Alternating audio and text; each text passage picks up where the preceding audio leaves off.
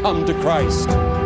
When you come to Christ, you must count the cost of your body, your mind, and your heart.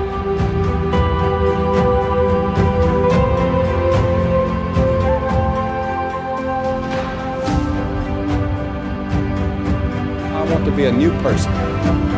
I want Christ to walk with me and to be with me. I give him my heart, my mind, and my body. Shalom Bapak Ibu Saudara-saudari, Shalom. Shalom. Apa kabarnya hari ini? Luar biasa. Luar biasa. Sekali lagi saya tanya saudara, apa kabarnya hari ini? Luar biasa. Luar biasa, yang merasakan luar biasa, yang merasakan penyertaan Tuhan dan kebaikan Tuhan. Mari angkat kedua tanganmu, kita berikan tepuk tangan yang terbaik buat Tuhan. Saya percaya jemaat GKPI bisa lebih lagi yang terbaik buat Tuhan. Serukan haleluya. Amin. Mari kita menundukkan kepala kita dan berdoa. Kami mengucap syukur Tuhan. Kami ada di tempat ini Tuhan. Bukan karena kami kuat Tuhan.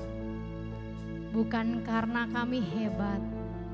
Bukan karena kami mampu. Bukan karena kami kaya Tuhan. Tapi kami menyadari Tuhan. Kami ada di tempat ini Tuhan. Semua karena anugerah-Mu Tuhan. Semua karena kasih-Mu Tuhan. Terima kasih Tuhan. Ya Rabbana. Maka dari itu Tuhan, pagi hari ini Tuhan, kami rindu Tuhan. Kami rindu menyenangkan hati-Mu Tuhan. Kami rindu Tuhan memberikan pujian kami yang terbaik. Kami rindu Tuhan menyembah-Mu Tuhan.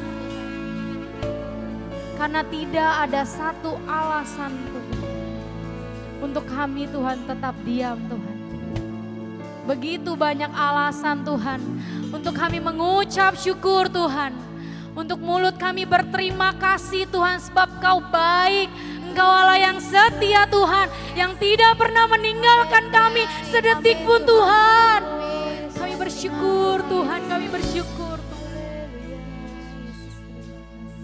Kami datang, kami membawa hati kami Tuhan. Tubuh dan jiwa roh kami Tuhan, kami persembahkan yang terbaik Bapa. Dalam nama Tuhan Yesus, kami siap Tuhan memberikan yang terbaik Tuhan. Haleluya. Amin.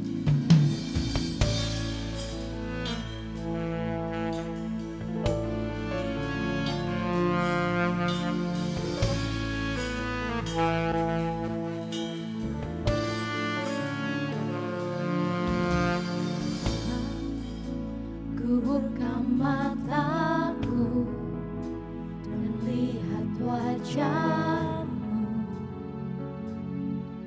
Ku terkagum bila ku lihat hidup-Mu dan karya tangan-Mu. Ku tersanjung karena semua yang baik dalam hidupku. Amin, amin. Itulah karya-Mu. Kau beri kesempatan yang baru, dan ku ingin mengenal-Mu Tuhan lebih dalam dari semua yang ku kenal. Tiada kasih yang melebihi-Mu. Ini janji kami Ku Tuhan. ada untuk menjadi Amin. Amin. Kami untuk menjadi penyembah-Mu. Bila ku buka mataku dan lihat wajah, ku terkagum bila ku lihat hidupku berkarya tanganmu. Aku tersanjung karena semua yang baik dalam hidupku, yes, itulah karyamu. Kau beri kesempatan yang baru, dan ku ingin mengenalmu Tuhan lebih dalam dari semua yang ku kenal.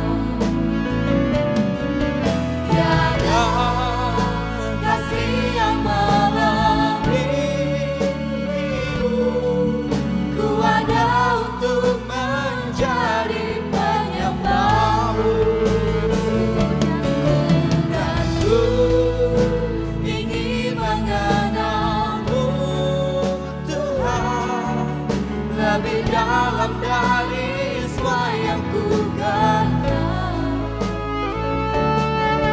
Tiada kasih yang melebihimu, ku ada untuk menjadi. Dengan kasih Tuhan, saya undang jemaat untuk bangkit berdiri, katakan, dan ku ingin mengenalmu Tuhan lebih dalam dari semua yang ku kenal.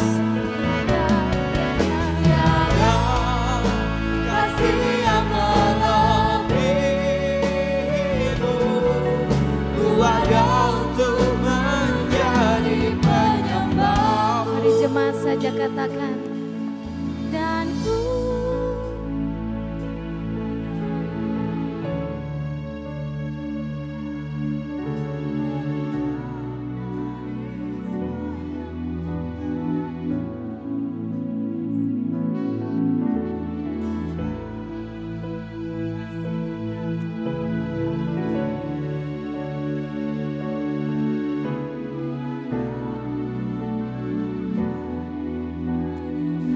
lagi katakan dengan iman, katakan, dan ku.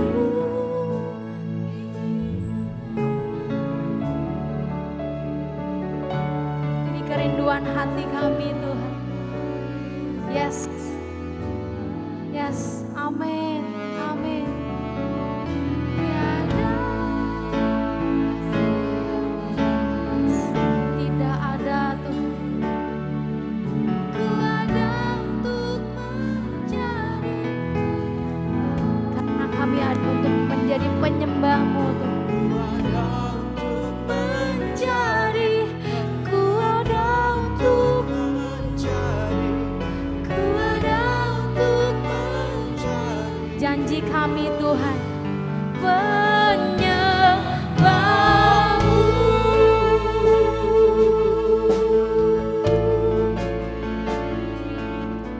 Ini janji kami, mau menjadi penyembah-Mu Tuhan. Ini janji kami kepadamu Tuhan. Ini janji kami kepadamu Tuhan. Kami ada untuk menjadi penyembah-Mu Tuhan. Kami ada untuk menjadi penyembah-Mu Tuhan. Apapun yang terjadi Tuhan, kami tetap menyembah-Mu Tuhan.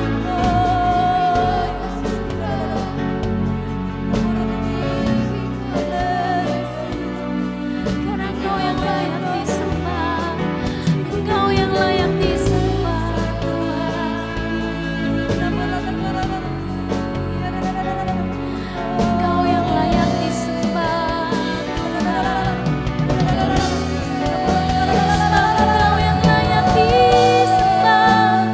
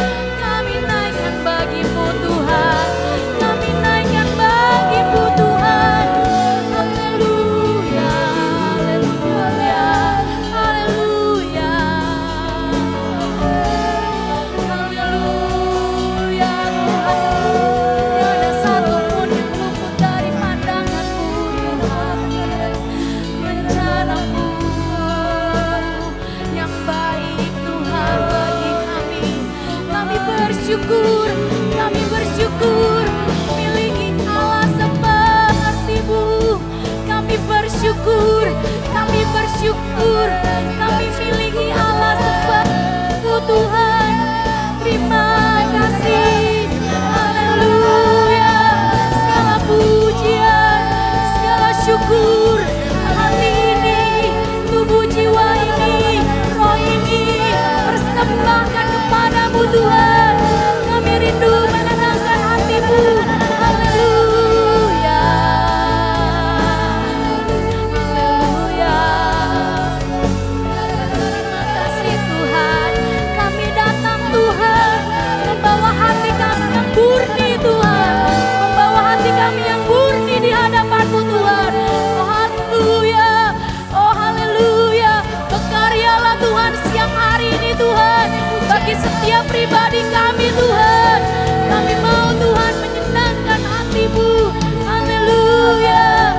Kami bawa Tuhan siang hari ini Tuhan, hati kami yang murni di hadapan-Mu Tuhan, yang berkenan Tuhan, menjadi dupa yang harum di hadapan-Mu Tuhan, haleluya. Terima kasih Tuhan, haleluya, haleluya. Kami rindu menyenangkan-Mu, kami rindu menyenangkan hati-Mu, kami rindu menyenangkan hati-Mu. Kami rindu berdiam di hadirat-Mu Tuhan. Kami rindu berdiam di hadirat-Mu. Kiaramaya shikarata karaya syaradadadadadada. Kami rindu Tuhan. Kami rindu. Terima kasih Tuhan. Siang hari ini kami berkesempatan Tuhan hadir di tempat ini Tuhan, untuk menyenangkan hati-Mu Tuhan. Kami percaya Tuhan 2-3 orang berkumpul di tempat ini Tuhan, Engkau hadir. Engkau hadir Tuhan di tempat ini. Kiara mata karaya syaradadadada. Tidak ada Tuhan tembok-tembok yang menghalangi untuk bertemu dengan Engkau. Sebab Engkau adalah Tuhan, Tuhan di atas segalanya. Engkau yang hari ini, siang hari ini bertahta di setiap ujian kami Tuhan. Oh, kiaramaya shikata karaya. Kami serahkan Tuhan pujian kami, sorak-sorai kemenangan kami pada siang hari ini lebih lagi Tuhan. Kami percaya Tuhan, kami pulang tidak sama ketika kami datang. Karena kami punya Engkau, karena Engkau ada di hati kami Tuhan. Karena Engkau memenangkan ibadah pada siang hari ini Tuhan. Amin. Di dalam nama Tuhan Yesus, kami katakan kami siap Tuhan muji-Mu lebih lagi. Kami siap Tuhan menari Tuhan, kami siap melompat, kami siap bertepuk tangan Tuhan. Kami siap memberikan yang lebih baik lagi Tuhan yang hari ini. Mari jemaat GKP yang siap bersorak-sorai buat Tuhan lebih lagi. Sama-sama kita mau katakan amin. Berikan tepuk tangan buat Tuhan kita yang luar biasa. Haleluya.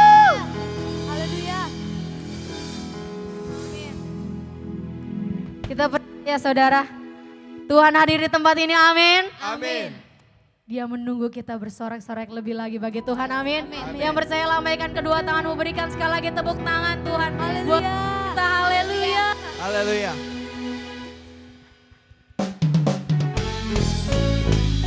Mari tuang muda, kiri kanan depan belakang. Kita bersorak buat Tuhan. Katakan haleluya. Lebih lagi haleluya.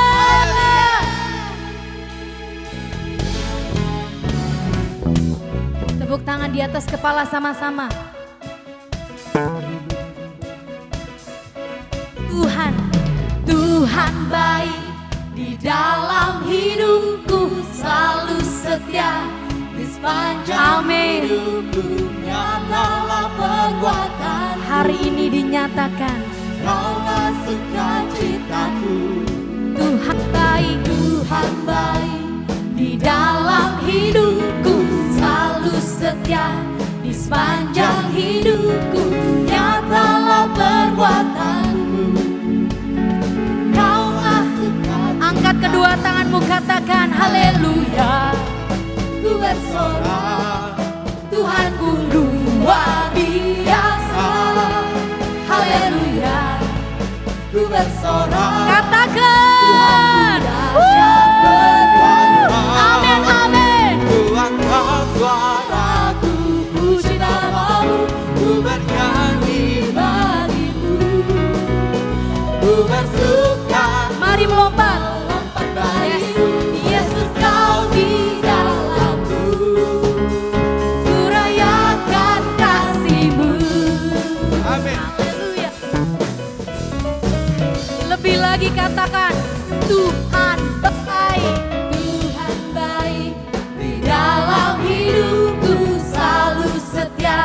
Di sepanjang hidupku nyatalah perbuatanmu.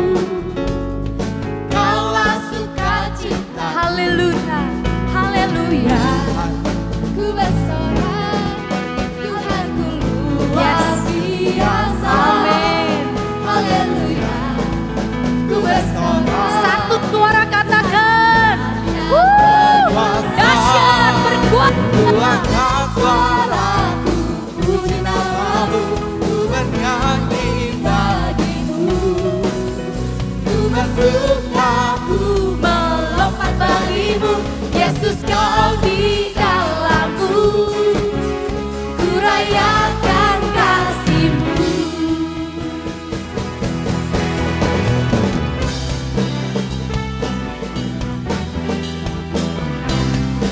Amin, kita percaya saudara bahwa Tuhan ada Tuhan dahsyat bagi hidup kita. Amin. Amin. Mari sama-sama kita menyenangkan hati Tuhan. Ku angkat Suaraku, puji namamu, ku bernyanyi bagimu. Saya percaya bisa lebih lagi, katakan. Ku bersuka, Yes, lompat. lompat bagimu, Yesus kau di dalamku. Ku rayakan kasih-Mu. Ku angkat suaraku, puji namamu, ku bernyanyi bagimu. Ku bersuka, ku Lompat. Yesus kau di dalamku. Ku rayakan kasih-Mu. Haleluya. Haleluya, Haleluya. haleluya. Serukan haleluya. Haleluya. Haleluya, Haleluya. haleluya. Angkat kedua tanganmu. Haleluya. Haleluya. Yes. Yesus ada di dalam hatiku dan hatimu. Takkan patah semangatku. Amin. Takkan hilang kekuatanku. Amin. Haleluya. Mari bersorak. Ku mau bersorak bagimu. Sukacita. Sukacita surga nyata penuhiku. Angkat kedua tanganmu, katakan. Haleluya. Kau ada dalam hatiku. Takkan patah semangatku. Takkan hilang kekuatanku. Haleluya. Bersorak. Ku mau bersorak bagimu. Sukacita surga nyata penuhiku. Sekali lagi, lebih tinggi katakan. Haleluya. Kau ada dalam hatiku. Takkan patah semangatku. Amin. Takkan hilang kekuatanku. Amin, amin, amin. Haleluya. Ku mau bersorak bagimu. Sukacita surga nyata penuhiku. Dengan iman nyatakan sukacita. Sukacita surga nyata penuhiku. Lebih lagi katakan Sukacita surga nyata penuhiku. Amin. Amin.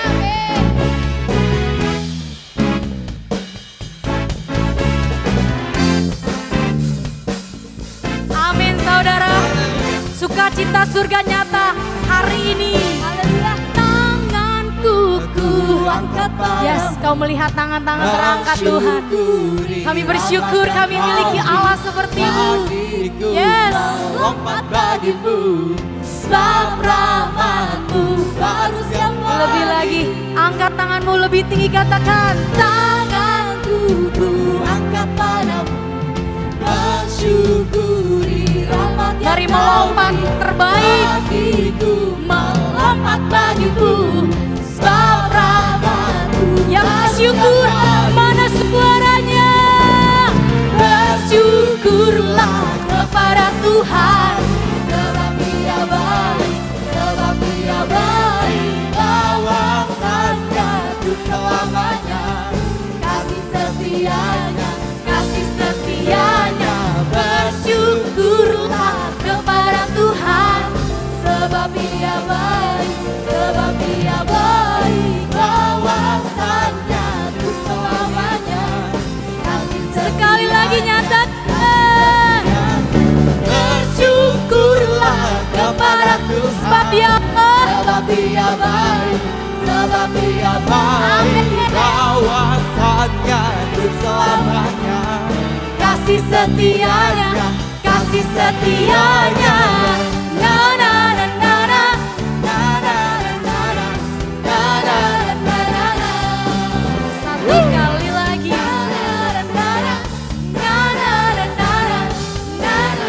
Yang bersyukur berikan sorak sorai buat Tuhan kita. Baik. Haleluya.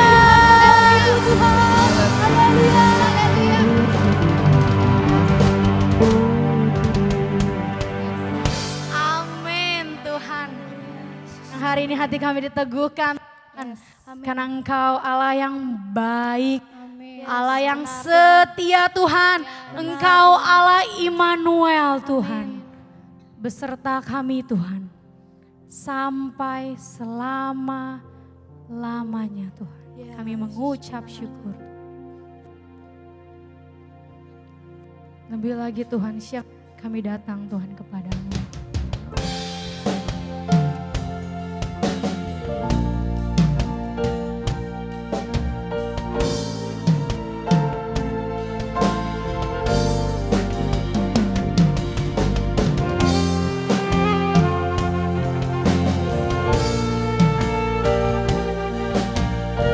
Kami serahkan hidup kami Tuhan kepadamu. Aku datang dan berserah, ku nyatakan Kau yang berkuasa dalam gelap. Kau setia, Kau cahaya hidupku.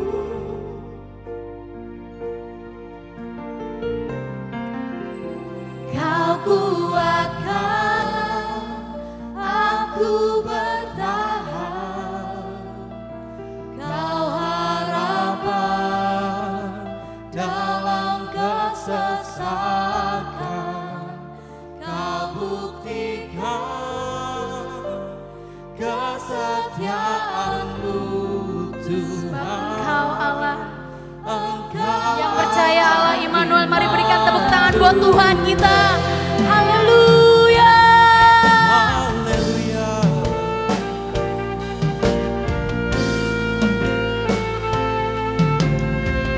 Kami menyembah. Aku datang untuk menyembah, ku nyatakan Kau yang bertahan dalam lemah.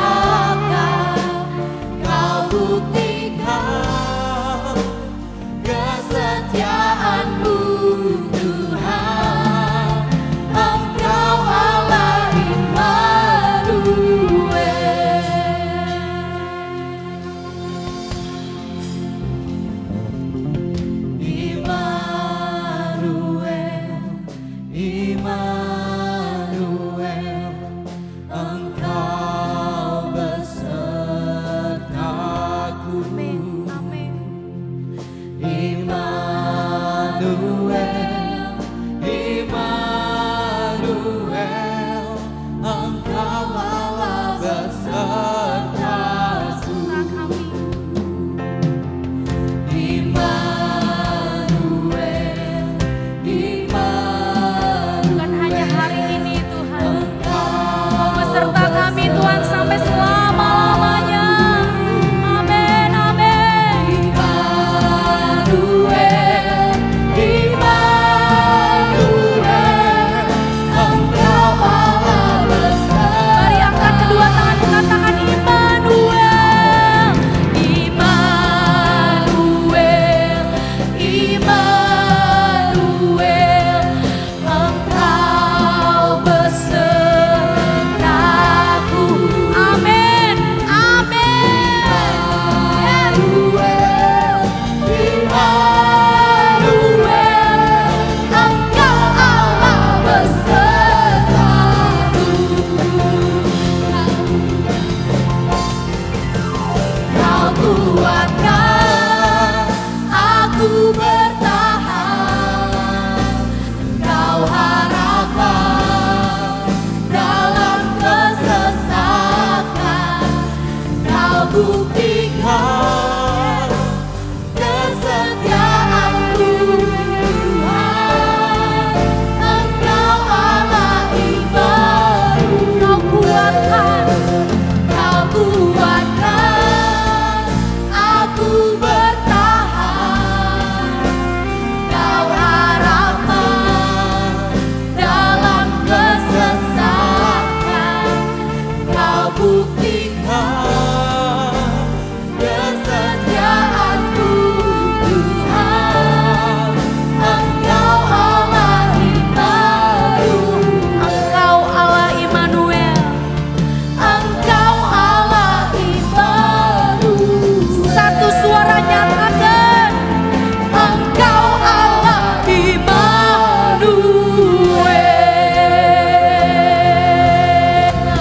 haleluya, haleluya. Terima kasih Tuhan, terima kasih Tuhan. Ibu Tuhan, haleluya.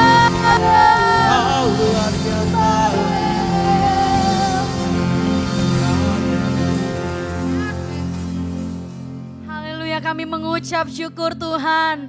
Tuhan yang kami sembah, Allah Immanuel Tuhan. Bersama-sama dengan kami, bukan hanya hari ini Tuhan, tapi di sepanjang tahun 2025 sampai tahun berikutnya, sampai seumur hidup kami Tuhan. Terima kasih Tuhan. Haleluya Tuhan, terima kasih. Haleluya. Biarlah Tuhan, bukan hanya dengan mulut kami menyenangkan hati-Mu Tuhan. Karena Engkau telah memberkati kami terlebih dahulu. Biarlah sebagian Tuhan dari yang kami miliki Tuhan, kami dapat mempersembahkan kepadamu Tuhan siang hari ini. Kami percaya Tuhan, persembahan Tuhan siang hari ini dapat memperluas kerajaan-Mu di tempat ini Tuhan. Mengabarkan Tuhan Injil Tuhan, bahwa Engkau Juru Selamat tiap umat-Mu di muka bumi ini Tuhan. Terima kasih Tuhan Yesus. Kami belajar Tuhan, memberikan persembahan kami dengan penuh sukacita Bapa. Di dalam nama Tuhan Yesus kami sudah mengucap syukur dan berdoa. Haleluya. Amin.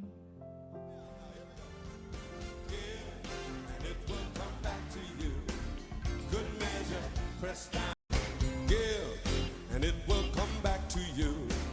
Good measure, pressed down, shaken together, and running over. Give, and it will come back to you. When you give to the Lord. Help me out now, here we go.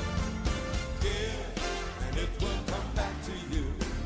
Good measure, pressed down, shaken together, and running over.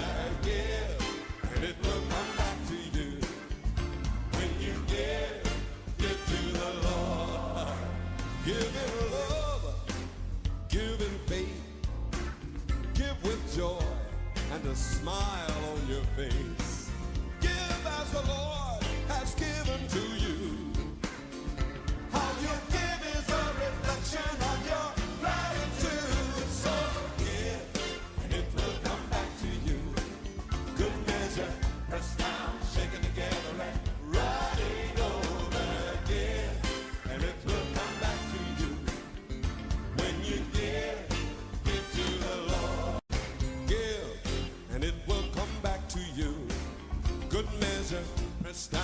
shaking together and running over.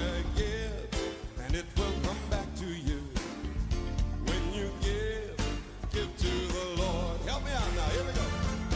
Give, and it will come back to you. Good measure, pressed down, shaken together and running over. Give.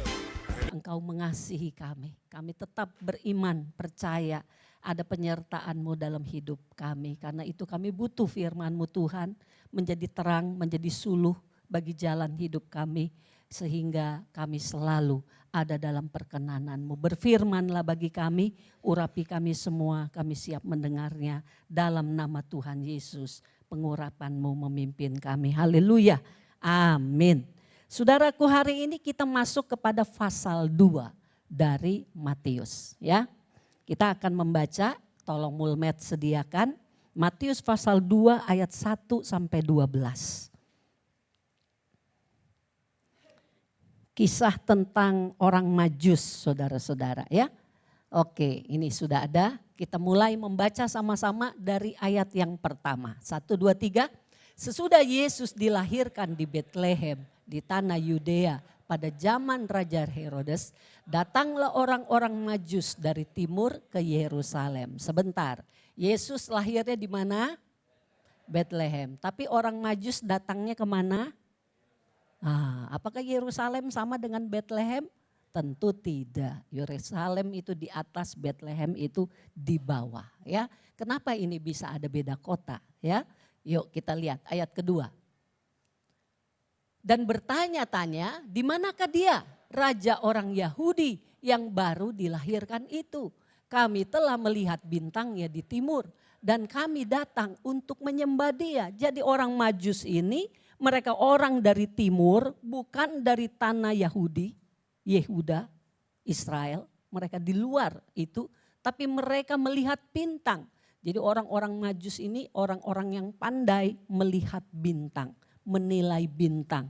Dan mereka begitu yakin bahwa bintang yang satu ini bukan bintang sembarang bintang. Bintang ini mereka yakin bahwa menunjukkan lahirnya raja orang Yahudi. Makanya dari timur mereka rombongan datang mencari siapa dia raja orang Yahudi, untuk maksud apa? Untuk maksud menyembah dia. Jadi bukan untuk maksud mau meneliti, bukan untuk maksud kepentingan mereka atau ilmu pengetahuan mereka, tetapi begitu yakinnya mereka sehingga mereka datang mencari untuk menyembah dia. Orang Majus ini, saudaraku, inilah yang disebut mereka menerima visi yang dari sorga. Mereka menerima satu pewahyuan yang khusus. Tahu dari mana mereka bahwa itu menunjukkan lahirnya raja orang Yahudi. Tetapi itulah ya diberikan kepada mereka. Menjadi satu keyakinan di dalam mereka. Dan mereka mau bersusah payah ya menempuh perjalanan yang tidak singkat. Kalau digambarin itu mereka naik onta ya, menempuh badai di padang, menempuh panas terik di padang. Mereka mau melalui karena mereka melihat, mereka mendapat visi dari Tuhan, mereka mendapat wahyu dari Tuhan. Ya, oke. Lalu berikutnya ayat 3. Ketika Raja Herodes mendengar hal itu, terkejutlah ia beserta seluruh Yerusalem. Kenapa Raja Herodes terkejut? Terkejutlah Raja Herodes karena Raja Herodes hari itu adalah raja di tanah Israel. Lalu dia mendengar kabar dari 3 orang Majus ini berkata bahwa ada raja Yahudi yang baru lahir. Maka dia terkejut, waduh ada saingan nih bakal lahir. Siapa dia? Ya. Kalau Raja Herodes kan orang Romawi, terkejut ya wajar-wajar aja ya. Tapi dikatakan terkejutlah ia beserta seluruh Yerusalem. Kalau seluruh Yerusalem di sana banyak orang Yahudi. Orang Yahudi yang mengenal firman perjanjian lama, kitab nabi-nabi. Saya berpikir kenapa orang Yahudi di Yerusalem terkejut. Ya. Orang Majus dari timur, dari tanah luar Israel begitu yakin. Punya visi. Kok orang Yerusalem enggak punya visi itu. Terkejut mereka. Ya. Lalu keempat. Maka dikumpulkannya semua imam, kepala dan ahli Taurat bangsa Yahudi. Lalu dimintanya keterangan dari mereka di mana Mesias akan dilahirkan. Ya, jadi dipanggil nih ahli-ahli kitab ya. Yuk berikut. Mereka berkata kepadanya, di Betlehem di tanah Yudea, karena demikianlah ada tertulis dalam kitab nabi. Ya, apa bunyinya kitab nabi? Dan engkau Betlehem, tanah Yehuda, engkau sekali-kali bukanlah yang terkecil di antara mereka yang memerintah Yehuda. Karena daripada mula akan bangkit seorang pemimpin yang akan menggembalakan umatku Israel. Bunyi ayat ini ada di kitab Mika di Perjanjian Lama. Jadi Herodes bertanya kepada ahli kitab, orang Farisi yang ngerti kitab Perjanjian Lama. Emangnya tertulis apa di sana mengenai adanya bakal raja Yahudi, dan mereka membacanya. Mereka tahu ada ayat itu dan ditunjukkan ayat ini. Di Betlehem akan lahir seorang pemimpin yang menggembalakan umatku Israel. Inilah dia. Jadi ditunjukkan kepada Herodes. Herodes selalu memahami, oh berarti memang sudah tercatat akan lahir. Lalu berikutnya saudaraku, lalu dengan diam-diam Herodes memanggil orang-orang Majus itu dan dengan teliti bertanya kepada mereka, bila mana bintang itu nampak? 8. Kemudian ia menyuruh mereka ke Betlehem, katanya, pergi dan selidikilah dengan seksama hal-hal mengenai anak itu. Dan segera sesudah kamu menemukan dia, kabarkanlah kepadaku supaya aku pun datang menyembah dia. Di sini saudaraku kita melihat adanya perbedaan. Orang Majus datang dari jauh melihat visi dan mau cari raja untuk menyembah dia. Ya. Apa yang orang Majus lakukan, katakan, itu cocok dengan yang mereka lakukan. Mereka tulus menyembah dia.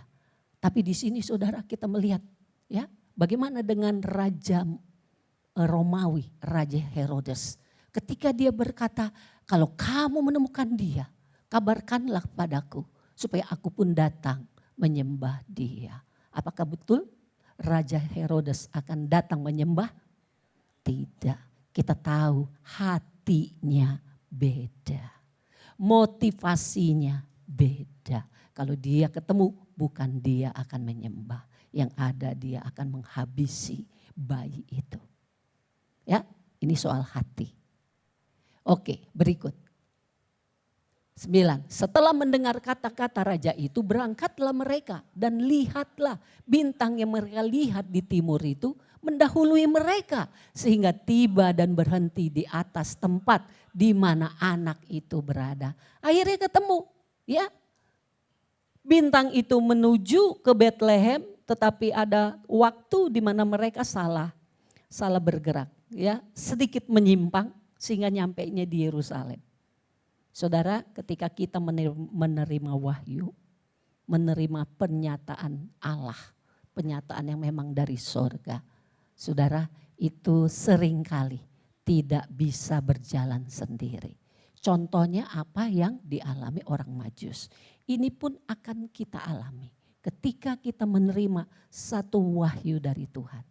Itu seringkali harus dicocokkan, harus selaras dengan apa yang firman Tuhan katakan.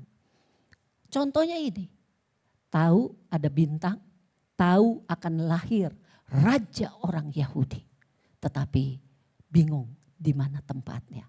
Maka dibutuhkan Alkitab, dibutuhkan kitab suci orang Yahudi untuk tahu di mana. Sehingga kemudian mereka mendapat kabar dan kabar itu benar karena ternyata tertulis sebagai satu nubuat, mereka percaya dan mereka bergerak dan akhirnya mereka kembali melihat bintang itu di timur mendahului mereka hingga tiba berhenti di atas di mana anak itu berada. Dalam hidup kita, saudaraku, ya, ada Tuhan suka bicara melalui satu pernyataan, melalui satu pewahyuan. Ya, kita terima itu menjadi satu terang, menjadi satu yang meyakinkan kita. Tapi kembali kita punya firman Tuhan, punya Alkitab. Maka kita perlu menyelidiki dari firman Tuhan. Apakah yang wahyu yang kudapatkan ini cocok dengan Alkitab? Apakah wahyu yang kudapatkan ini dapat dituntun oleh Alkitab sehingga aku tahu melangkahnya kemana? Apakah ini benar atau tidak benar? Apakah ini sudah tepat? Aku harus maju, majunya bagaimana? Seringkali wahyu kita itu tidak lengkap seluruhnya. Sehingga kita harus memadankan dengan Alkitab. Dan memang tuntunan roh, ya, dengan wahyu yang kita terima atau ilham yang kita terima atau penyataan yang kita terima memang harus selaras dengan firman Tuhan. Ada beberapa contoh, ya, yang menunjukkan jadi begini, wahyu yang kita terima itu iya benar dari Tuhan apa bukan? Atau jangan-jangan itu maunya sendiri. Dulu waktu muda saudaraku, ya, saya pernah menerima perkataan seperti ini dari seorang teman pria. San, saya mendapat pesan dari Tuhan, mendapat ilham dari Tuhan bahwa kamu itu nanti yang jadi jodoh saya. Gitu loh. Saya kaget. Lalu dalam hati saya, kok saya enggak merasa yang dia terima itu saya terima juga. Kalau emang dari Tuhan dia terima begitu ya mestinya saya juga terima. Jadi saya bilang gini, udahlah kamu banyak doa, tanya dulu sama Tuhan apa benar begitu. Karena saya tidak pernah merasa dia yang Tuhan beri buat saya. Jadi kadang-kadang apa yang kita sebut sebagai ilham, penyataan, wahyu dari Tuhan harus kita uji. Amin. Supaya itu betul-betul datang dari Tuhan, bukan keinginan kita atau cara kita menafsir yang salah. Contoh satu lagi, ada seorang pendeta di Guyana, saya lupa namanya, siapa ya. Satu kali dia merasa Tuhan sudah datang, mau datang. Dan cara yang mereka harus tempuh, mereka bersama-sama dengan jemaat semuanya harus mempersiapkan diri bertemu dengan Tuhan. Lalu dia berkata kepada jemaat, saya mendapat wahyu dari Tuhan. Semua dengarkan, semua lakukan bersama-sama dengan saya. Apa yang dia minta? Semua tinggalkan pekerjaan, semua tinggalkan harta, sekolah dan kegiatan. Ayo kita berangkat bareng-bareng ke satu hutan di Guyana. Mereka pergi bersama-sama ke sana, lalu mereka ibadah dan dalam ibadah ada satu waktu di semua dikasih minum dan minumnya adalah racun sianida. Akhirnya mati semua. Karena sang pendeta merasa mendapat ilham, padahal itu bukan dari Tuhan. Jadi bagaimana menguji? Apakah yang kita dapat itu betul dari Tuhan? Ujilah dengan firman Tuhan. Bagaimana bisa Tuhan memberikan ilham untuk bunuh diri dengan cara minum racun sianida walaupun alasannya untuk bisa ketemu dengan Tuhan. Itu sesuatu yang palsu, itu sesuatu yang bohong. Betul saudaraku? Nah, jemaat Tuhan, maka kita semua harus belajar firman Tuhan dan apapun yang orang katakan hari-hari ini termasuk dari yang namanya pendeta, gembala. Saudara harus mengujinya dengan firman Tuhan. Amin. Amin. Nah, apa yang dialami oleh orang Majus benar. Visinya benar. Diuji dengan firman benar. Tapi bukan di sini bro. Bukan di Yerusalem. Di Bethlehem. Oh gitu ya. Oke dah, kami agak menyimpang nih sedikit. Oke, terima kasih ya. Kalian sudah sampaikan kepada kami akan menuju Bethlehem. Dan benar, akhirnya dia sampai di mana anak itu berada. Lanjut, 10. Ketika mereka melihat bintang itu, sangat bersukacitalah mereka. Ya Allah saudara, ini enggak digambarkan berapa lama mereka menempuh perjalanan dari timur kepada Bethlehem. Ya, di dalam musim yang tentu enggak enak gitu ya. Tapi mereka akhirnya ketemu, mereka sangat bersukacita bisa ketemu dengan bayi yang dinanti-nanti. Seperti saudara dan saya ketemu Tuhan sukacita enggak?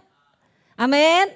Kalau kita beribadah, kita tahu dia hadir di antara kita. Kita semua bersuka cita, ya. Jangan berat hati ketika kita memuji, memuliakan Tuhan, sukacita. Biar sukacita itu keluar dari hidup kita, ya. Haleluya. Berikut 11. Maka masuklah mereka ke dalam rumah itu dan melihat anak itu bersama Maria ibunya. Lalu sujud menyembah dia. Mereka pun membuka tempat harta bendanya dan mempersembahkan persembahan kepadanya, yaitu emas, kemenyan, dan mur. Di sini dikatakan lalu masuklah mereka ke rumah apa ke kandang. Kita kalau lihat tablo masuknya kemana orang Majus? Ke rumah apa ke kandang? Kalau lagi tablo masuknya ke kandang ya, disekaligusin. Biasa ada malaikat, ada Maria, Yusuf dan bayi Yesus. Lalu datanglah orang gembala. Kalau gembala benar saudara, malam itu ketika malaikat berbicara kepada gembala-gembala ya di di padang Efrata. Lalu gembala segera mencari. Kalau gembala benar ketemunya di kandang, tapi kalau orang Majus tidak di kandang. Karena pertemuan orang Majus dengan bayi Yesus itu terjadi beberapa hari kemudian. Jadi Maria Yusufnya sudah pindah dari kandang ke satu rumah masih di Bethlehem. Kita tentu tahu ceritanya, mereka keluar dari Bethlehem karena terpaksa. Ya, terpaksa kenapa? Kita baca dulu setelah ini. 12 ayat terakhir. Karena diperingatkan dalam mimpi supaya jangan kembali kepada Herodes, maka pulanglah mereka ke negerinya melalui jalan lain. Di sini kita melihat kedaulatan Tuhan itu selalu terjadi supaya apa yang Tuhan rencanakan pasti terjadi. Di sini ada satu pribadi yang punya kuasa luar biasa. Raja Herodes itu raja yang berkuasa, raja yang keras, raja yang bisa kejam. Ya, kepada orang Israel yang sedang dijajah. Kalau Tuhan tidak turut serta bekerja, wah rasanya bayi Yesus gak ketolongan. Bisa udah dicari dan dibunuh. Puji Tuhan, Tuhan selalu bekerja di dalam rencananya. Maka orang percaya, saudara-saudara, kalau engkau tahu apa yang sedang engkau jalani itu sesuai dengan kehendak Tuhan, percayalah Tuhan turut bekerja untuk mendatangkan kebaikan. Amin. Ini buktinya yang lalu kita sudah membahas bagaimana Tuhan bekerja atas Maria, atas Yusuf. Supaya rencananya jadi. Di sini juga Tuhan kembali bekerja. Tuhan berbicara kepada orang Majus, jangan kamu datang lagi ke Herodes. Kalau Tuhan tidak bicara di dalam mimpi mereka, saya percaya mereka datang lagi ke Herodes. Ini orang Majusnya polos-polos saudara. Gak punya itikat buruk sekalipun. Jadi raja ini licik, raja ini punya niat yang buruk, mereka gak bisa membaca itu. Makanya kita percaya kalau mereka bisa tahu raja yang lahir itu, tolong ya. Raja yang baru lahir itu adalah Yesus, itu adalah raja yang baru lahir. Maka kita percaya saudara-saudara itu beneran visi dari Tuhan. Karena orang Majus ini polos juga, dia nggak tahu Ya, kalau Raja Herodes punya niat yang jahat. Tapi bersyukur ada malaikat Tuhan datang mengingatkan, jangan ke Yerusalem. Kamu pulang, ambil jalan lain. Nah, ketika Herodes menanti-nanti, mana itu orang Majus? Kok enggak balik-balik? Akhirnya dia sadar, waduh, gue ditipu nih sama orang Majus, nggak balik mereka ke sini. Berarti Herodesnya cari. Maka dicarilah bayi di Bethlehem. Kala itu Maria dan Yusuf Tuhan ingatkan untuk segera keluar dari Bethlehem. Maka keluarlah mereka dari rumah ini di Bethlehem menuju Nazaret.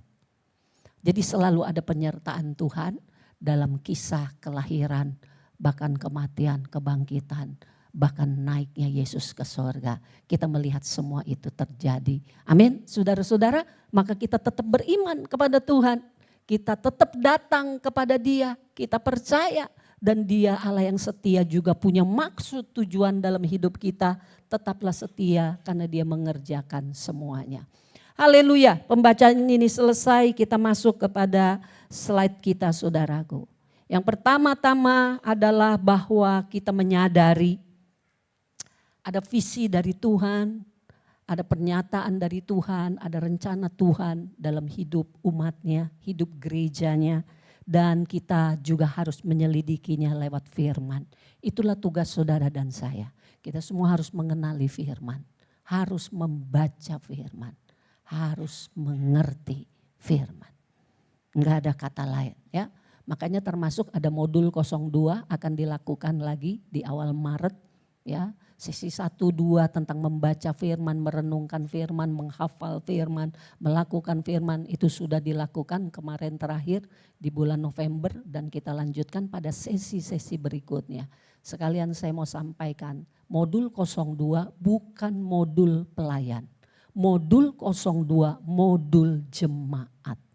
Lah kan udah SPK, SPK baru dasar-dasar iman, dasar-dasar tentang keselamatan. Kenapa harus modul 02? Di modul 02 kita belajar bagaimana memiliki cara hidup sebagai orang Kristen yang normal. Orang Kristen yang bertumbuh secara normal. Itu ada di modul 2. Makanya semua jemaat harus ikut sampai dengan modul 2 setidak-tidaknya. Semua paham? Ya karena kemarin saya ada dengar, saya nggak mau ikut modul 02, itu mah buat pelayan. Oh tidak, pelayan nanti modulnya 03, baru akan diadakan akhir tahun. Akhir tahun, ya semuanya paham ya. Mari ikuti supaya kita mengalami pertumbuhan yang normal sebagai orang-orang percaya. Lalu saudaraku, mari kita belajar Efesus 1 ayat 17. Ini ayat yang menunjukkan tentang wahyu. Bagaimana kita bisa mendapat wahyu, mendapat hikmat dari Tuhan, penyataan-penyataan. 1, 2, 3, dan meminta kepada Allah Tuhan kita Yesus Kristus, yaitu Bapa yang mulia itu, supaya Ia memberikan kepadamu roh hikmat dan wahyu untuk mengenal Dia dengan benar.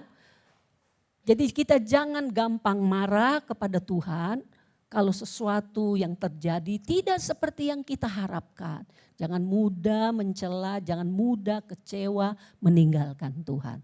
Tetapi kenalilah Tuhan lebih lagi. Katanya Tuhan engkau Allah Immanuel.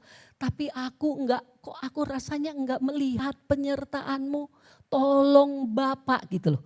Ayat ini kasih tahu kita minta, jangan ngomel. Ya, jangan sungut-sungut, jangan marah-marah, jangan kecewa, tapi datang kepada Bapa minta. Karena Bapa janji apa yang engkau minta akan kuberi. Masakan anakku minta roti aku beri apa katanya? Batu apa kala jengking gitu ya. Tidak mungkin kata Bapa. Jadi mintalah kepada Bapa roh hikmat dan wahyu untuk mengenal Dia dengan benar. Dia akan memberikannya. Amin. Haleluya. Itu penting buat kita semua. Lalu siapa? Berikut, siapa mendapat visi surgawi? Siapa yang layak datang kepadanya? Nah, kita belajar. Jadi enggak sembarang orang ya. Apalagi anak-anaknya. Yuk kita baca dari Mazmur 24 ayat 3 sampai 4. 1, 2, 3. Siapakah yang boleh naik ke atas gunung Tuhan? Siapakah yang boleh berdiri di tempatnya yang kudus? Orang yang bersih tangannya dan murni hatinya, yang tidak menyerahkan dirinya kepada penipuan dan yang tidak bersumpah palsu. Matius 5 ayat 8 berkata, berbahagialah orang yang suci hatinya karena mereka akan melihat Allah. Lewat ayat-ayat ini kita mengenali, oh Tuhan kita itu seperti ini maunya. Kita anak-anaknya, kita boleh memanggil dia Bapa, kita juga boleh minta kepada dia, tapi perhatikan yang Bapak mau apa. Siapa yang boleh naik ke gunung Tuhan, siapa yang bisa masuk di hadirat Tuhan, berdekatan dengan dia, bisa dengar perkataannya, bisa tahu rencananya. Siapa yang boleh berdiri di tempatnya yang kudus? Yaitu orang yang bersih tangannya, murni hatinya. Tangan kita ini Senin sampai Sabtu, bahkan sampai Minggu mengerjakan apa? Apa aktivitas kita? Apa pekerjaan kita? Apa yang kita lakukan? Apa yang kita bicarakan? Itu soal tangan. Tuhan mau orang-orang yang bersih tangannya. Kita tidak melakukan yang berdosa, kita tidak melakukan yang menyimpang ke kiri, ke kanan, yang daging, yang duniawi, yang jahat apalagi. Kita menjaga hidup kita, aktivitas hidup kita untuk tetap bersih. Amin. Dan murni hatinya. Tuh kayak orang Majus, murni hatinya gak kelak-kelok, gak kayak hati Herodes. Hati Herodes tuh berkelak-kelok, punya kepentingan-kepentingan, ada tipuan-tipuan. Hati kita tidak begitu, amin. Suami-suami hatinya ke istri juga enggak begitu, amin. Istri-istri juga ke suami hatinya enggak begitu, amin. Tuhan mau kita punya hati yang suci, hati yang murni. Karena itulah yang cocok untuk bisa ada di hadirat Tuhan. Bisa memahami, bisa menerima wahyu dari Tuhan, hikmat dari Tuhan. Maka jagalah hidup kita seperti itu. Haleluya, berbahagialah orang yang suci hatinya karena mereka akan melihat Allah. Bisa melihat perbuatan-perbuatan Allah yang ajaib dalam hidupnya. Sekalipun hidupnya sedang ada dalam persoalan yang sulit, tapi dia bisa lihat, Tuhan aku lihat di sini engkau bekerja kemarin. Di sini engkau bekerja kemarin. Oh Tuhan terima kasih. Ternyata ada orang yang bisa melihat pekerjaan Tuhan.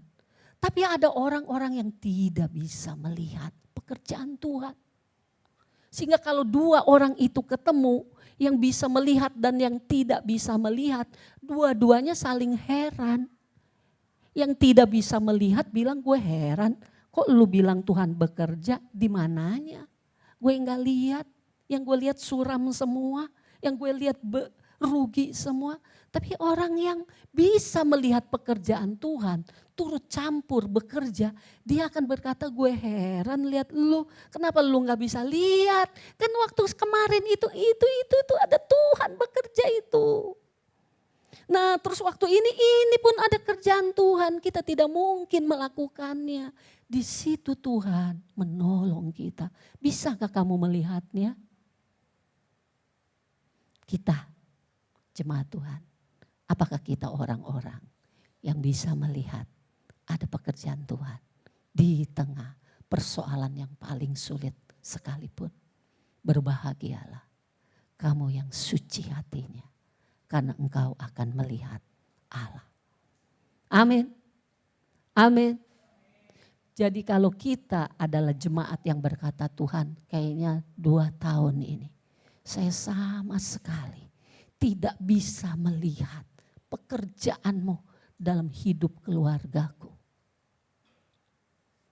Saudara, baiknya rendahkan hati dan periksa diri di hadapan Tuhan. Tuhan, apakah ada yang salah dengan hatiku? Apa yang salah pada hatiku? Apa yang aku simpan yang engkau enggak suka? Biarkan Tuhan bicara dan bereskan hati kita. Karena sebagai anak-anak Tuhan memang hati kita harus selalu dibereskan. Dari hari ke hari. Jangan hanya hari Minggu kita mau ibadah, Sabtu cepat-cepat beresin hati. Tapi itu lumayan daripada saudara tidak pernah membereskan hati di hadapan Tuhan. Tapi yang paling baik setiap hari, bereskan hati di hadapan Tuhan. Raja Daud itu memberi satu teladan yang luar biasa. Malam hari sebelum dia tidur, dia datang kepada Tuhan dan berkata, Tuhan, bagaimana dengan hatiku? Bereskan hatiku. Amin.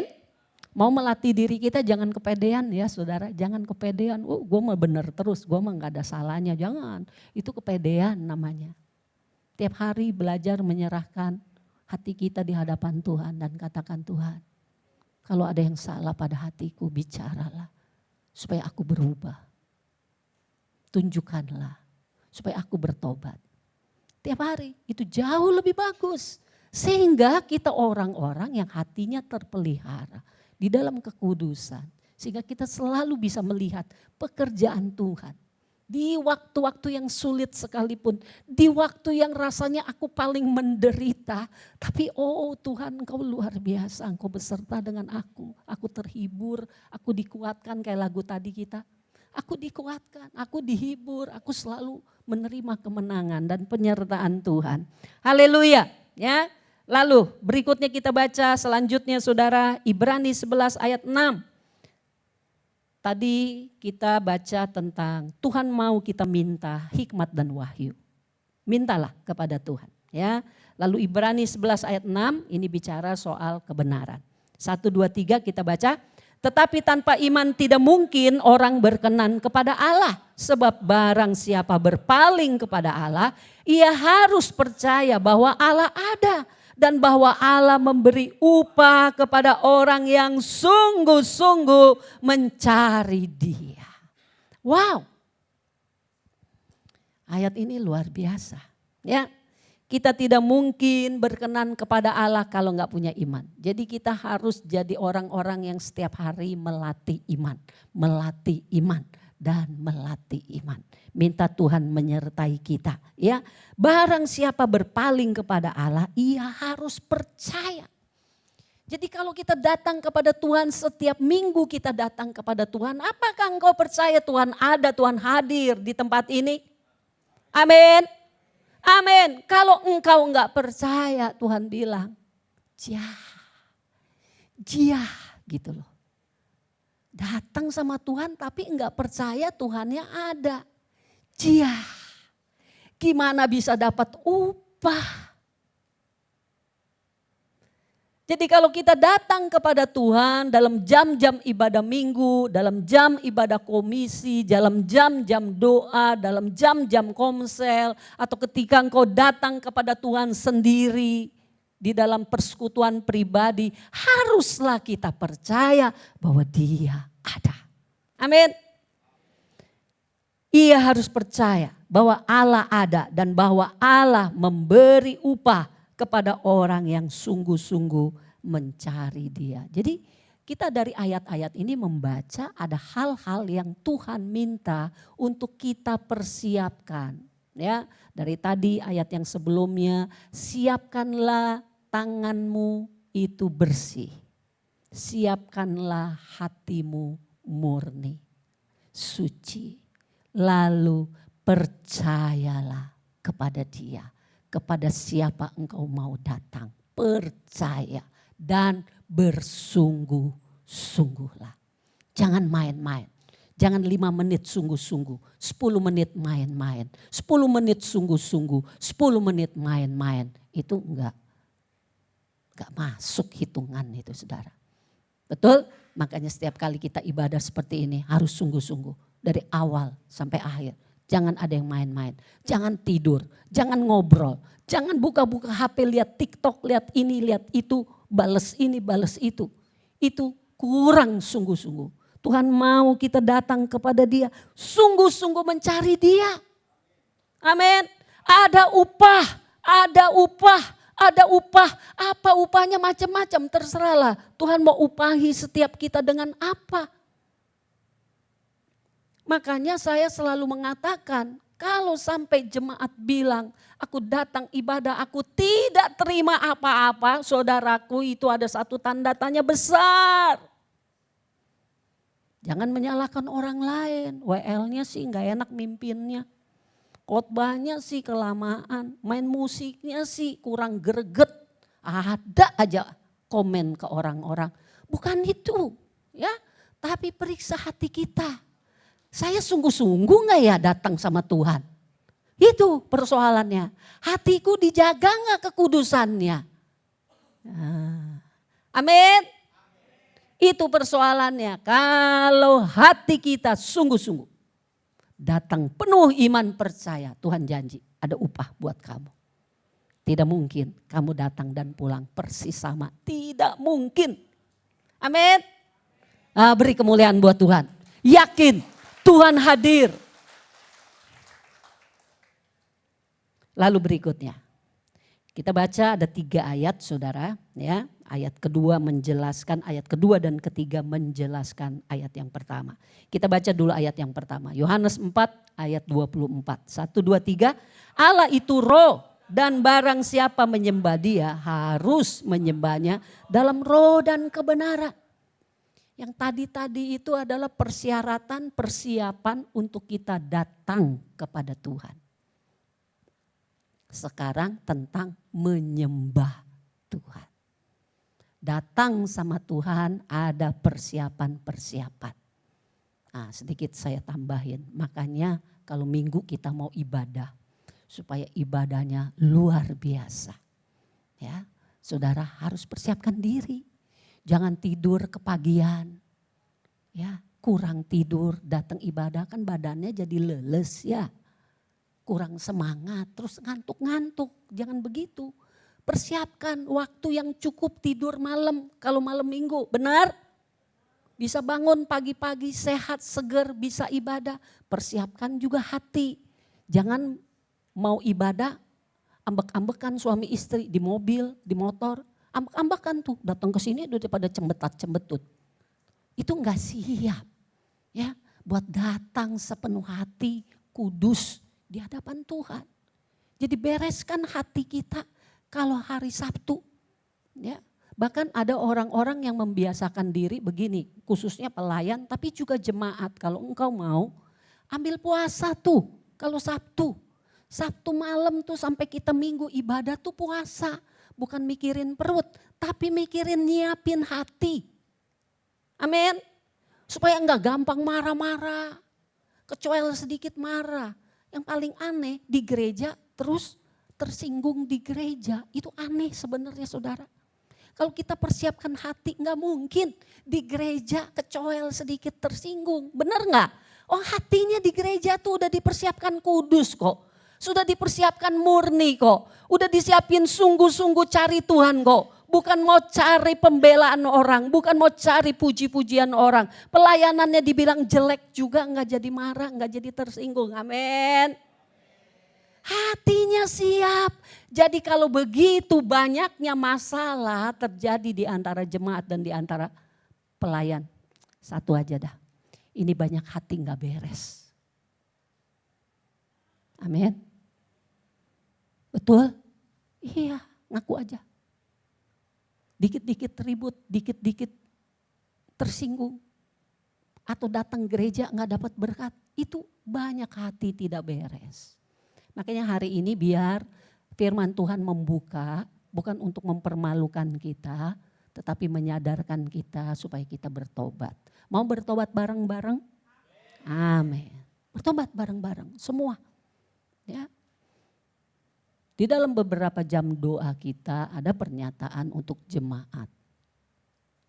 Yaitu kadang-kadang dinyatakan baju dari yang datang ini. Wah, ada yang berantakan bajunya.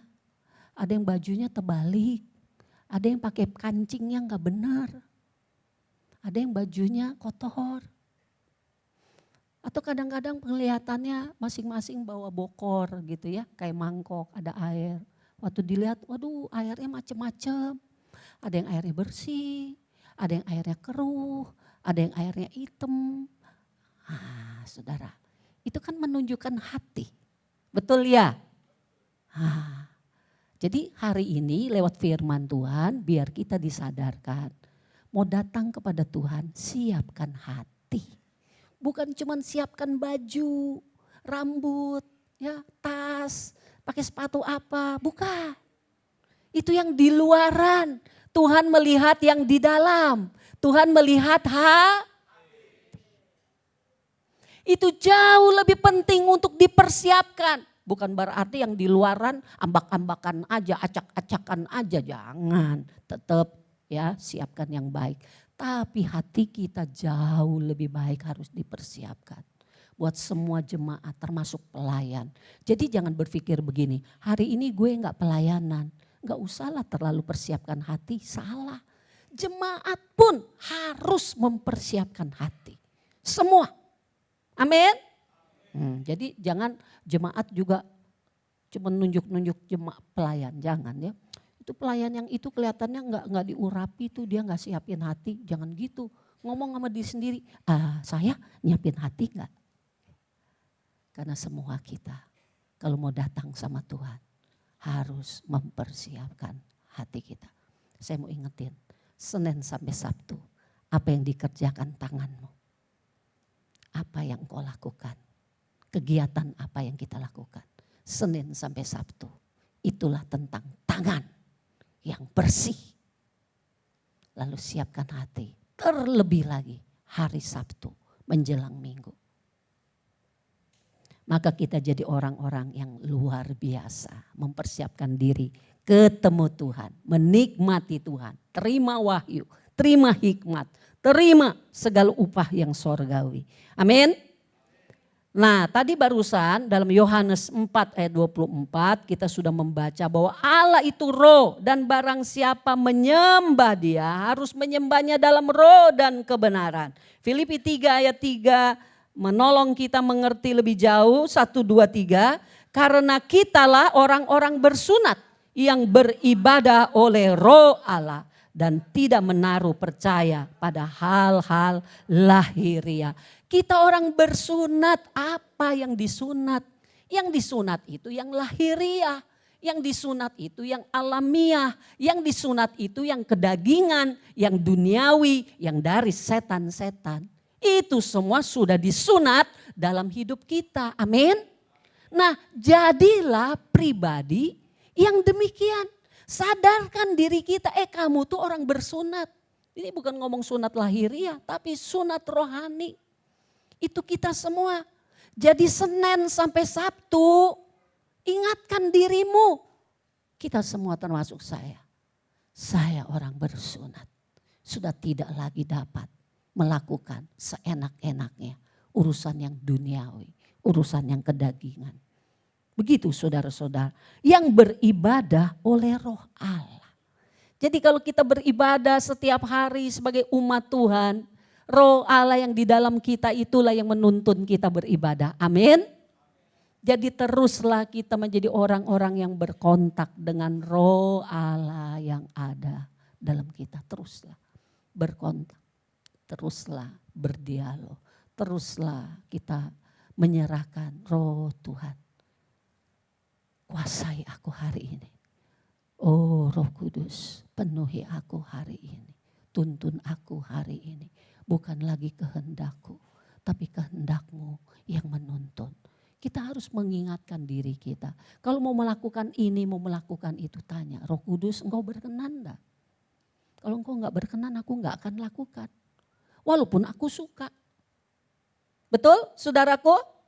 Walaupun kita suka. Tapi kalau kita tahu Roh Kudus, aku tahu engkau enggak suka. Baiklah Tuhan, tolong aku tidak melakukannya.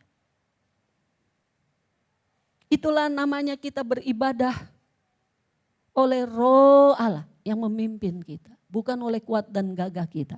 Ini perlu kita latih terus saudaraku. Dan Mazmur 51 ayat 6 berkata, sesungguhnya engkau berkenan akan kebenaran dalam batin. Dan dengan diam-diam engkau memberitahukan hikmat kepadaku. Wow, haleluya. Kalau tadi ayat di atas dikatakan kita beribadah oleh Roh Allah, bukan oleh yang lahiriah. Makanya saya mau ingatkan buat kita semua, kalau kita ibadah begini jangan lihat yang lahiriah. Jangan tunjuk-tunjuk yang lahiriah, jangan kambing hitamkan yang lahiriah. Ya, segala kita bilang musiknya lah enggak enak, orangnya mimpinnya enggak bagus, yang khotbahnya begini dan begitu. Jangan yang lahiriah yang dilihat saudara. Atau saudara berkata, wah kalau gereja ini mau luar biasa kita harusnya pasang ini dong, pasang itu dong. Yang modern dong, oh kalau begitu pasti nih top nih. Wah itu masukan yang benar apa enggak benar? Enggak benar. Karena Alkitab berkata, ya jangan menaruh percaya pada hal-hal yang lahiriah. Betul saudaraku?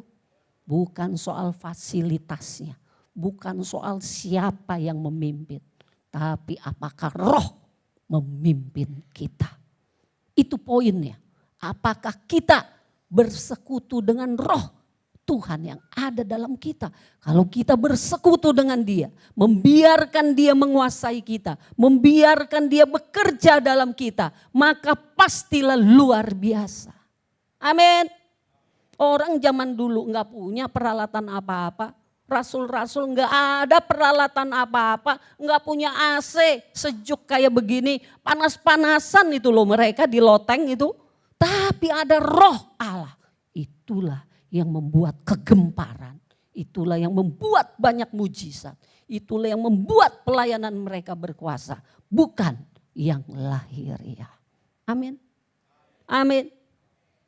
Itu yang kita semua harus pegang sebagai kebenaran. Maka Mazmur 51 ayat 6 berkata, engkau berkenan akan kebenaran dalam batin. Wow, kalau kita berpegang kepada kebenaran, firman adalah kebenaran. Roh Allah adalah kebenaran yang memerdekakan. Dua itu saudaraku, Roh Allah dan firman. Roh Allah dan firman, ini dua yang perlu selalu memimpin hidup kita. Jangan sebelah. Kalau sebelah jadi singit namanya. Kalau kayak layangan ya, dengdek begitu sebelah. Jangan, dua-duanya penting. Firman penting, tuntunan Roh Allah penting. Kita butuh dua-duanya.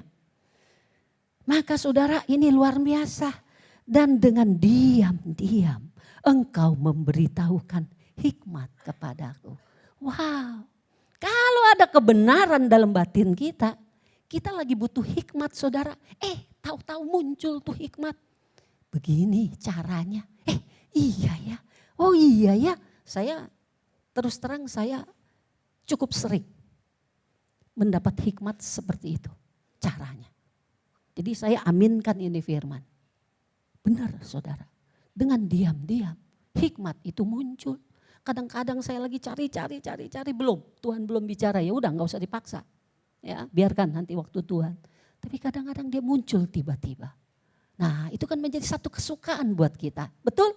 Kita merasakan penyertaan Tuhan, kita merasakan ada jawaban Tuhan, ada pertolongan Tuhan. Itu luar biasa. Itulah hidup orang percaya. Itulah hidup kita untuk kita mendapati pengalaman Immanuel, Allah beserta kita. Haleluya, ya. Lalu berikutnya ya, datang menyembah Dia itu membawa emas, kemenyan dan mur. Ini yang dilakukan oleh orang Majus. Ini bicara dari dua sisi. Bicara dari sisi Allah. Apa emas? Emas bicara soal satu kualitas yang mulia. Kudus, mulia. Ini bicara pribadi Allah. Allah mulia. Ini juga bicara tentang status. Statusnya adalah raja. Jadi orang Majus datang mempersiapkan emas untuk menunjukkan bahwa yang dia datang dia sembah adalah raja. Satu pribadi yang mulia, agung, layak disembah. Kalau kita datang kepada Tuhan, siapa Tuhan yang kita sembah? Siapa dia? Bapak model apa? Kita harus tahu bahwa dia itu raja. Raja di atas segala raja. Dia mulia. Dia agung. Maka kalau kita datang kepada pribadi yang mulia, tentu kita datang tidak dengan seenaknya, betul? Bisa kita bersikap seenaknya kepada pribadi yang mulia? Tentu tidak. Kita hormat, kita doa dengan hormat, kita menyanyi dengan hormat, kita dengar firman dengan sikap yang hormat. Tadi pagi saya bilang, ya, ini mohon maaf kalau ada yang kejadian. Kalau tersinggung ya jangan buat sakit hati, tapi buat bertobat. Amin. Ada jemaat bilang, Bu Gem, saya gak mau duduk di belakang. Karena kalau lagi rapat-rapat begitu ada acara biasanya saya kebagiannya di belakang. Tapi saya gak mau di belakang, kenapa? Karena yang di belakang suka banyak ngobrol. Gitu saudara. Benar yang di belakang suka banyak ngobrol? Enggak, udah bertobat ya?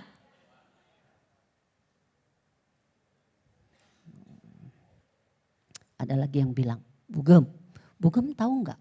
Kalau Bu Gem lagi khotbah tuh, itu ada jemaat yang suka lagi buka-buka HP. Kelihatan sama saya, dia lagi buka WA, entar dia balas WA. Gimana tuh Bu Gem? Kamu berdoa ya, saya bilang, supaya dia bertobat. Nah hari ini, siapa pribadi yang kepadanya kita datang setiap minggu? Siapa dia? Dia raja di atas segala raja. Dia pribadi yang mulia, agung, perkasa. Itu emas. Kepada pribadi yang seperti itu, bagaimana kita harus datang? Juga punya hati yang emas. Punya hati yang siap terus digodok, dibersihkan. Dibuka, dibuang yang jelek-jelek. Dengar khotbah begini jangan tersinggung sama khotbah Ibu Gembala. Tetapi Tuhan terima kasih. Engkau korek bagian dari hatiku yang gak benar. Supaya aku menjadi seperti emas yang murni. Amin semua? Amin. Lalu yang kedua kemenyan. Kemenyan bicara apa? Kemenyan itu wangi, harum. Kemenyan biasa dipakai oleh imam-imam di tabernakel itu saudaraku. Ya, salah satu wangi-wangian dan ada beberapa wangi-wangian yang lain di korban ukupan, bahkan ditaruh di tempat-tempat tertentu menjadi wangi-wangian penyembahan. Ya, ini statusnya kalau tadi emas status raja, kalau kemenyan statusnya imam. Kita tahu Tuhan Yesus adalah imam besar. Imam besar. Imam ya, imam besar kita, imam besar yang agung, yang terus masih bersyafaat buat gerejanya hari-hari ini. Ini bicara tentang statusnya sebagai imam. Kemenyan kita bawa. Lalu kita pun semua imam-imam di hadapan Tuhan. Menjadi wangi-wangian di hadapan Tuhan. Jadi Tuhan itu mau kalau kita datang wangi. Jangan Tuhan saya datang bau. Makanya kita datang gereja pasti kita ingat mandi supaya nggak bau. Itu kan fisik. Yang penting yang rohani. Jangan fisiknya dipakein minyak wangi, tapi yang rohaninya bau. Bau apa? Bau dosa. Bau apa? Bau daging. Bau dunia. Itu kurang cocok. Kalau kita mau jadi persembahan yang berkenan, mari lepaskan semua yang tidak baik di hadapan Tuhan. Kita mau menempuh hidup yang rohani. Makin hari makin rohani, makin hari makin kudus. Maka ketika kita datang menyembah Dia, Tuhan akan menyium wangi, wangi, wangi. Amin. Saudara mau mempersembahkan yang wangi apa yang bau? Persiapkan hidup kita. Supaya ketika kita datang menyembah Dia, menjadi wangi-wangian di hadapan Tuhan. Itulah kemenyan. Yang ketiga, mur. Mur adalah bahan yang dipakai untuk membalsam jenazah, untuk mengawetkan jenazah, ya, mur. Jadi mur ini saudaraku bicara tentang apa yang dipakai ketika ada kematian. Yesus pun mati.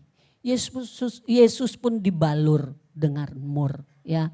Jadi apa artinya satu sisi ini merupakan satu nubuat bahwa Yesus akan mati. Yang kedua bicara tentang kematian Yesus, itu kematian yang dibalur dengan mur. Bukan kematian yang membawa kebusukan, bukan kematian yang membawa kepada maut, tetapi kematian yang membawa kemenangan atas maut. Amin. Itulah Yesus, itulah pribadi Tuhan kita. Dia artinya menjadi juru selamat yang menebus semua dosa-dosa kita. Haleluya. Maka kita kalau datang menyembah Tuhan, kita harus bersiap dengan mur. Apa artinya? Hidup kita ini juga mati. Mati terhadap dosa, mati terhadap daging, mati terhadap dunia. Amin. Itulah artinya kita mengalami pengalaman mati bersama dengan Yesus. Bebas dari segala dosa-dosa. Haleluya. Terakhir kesimpulan. Terakhir.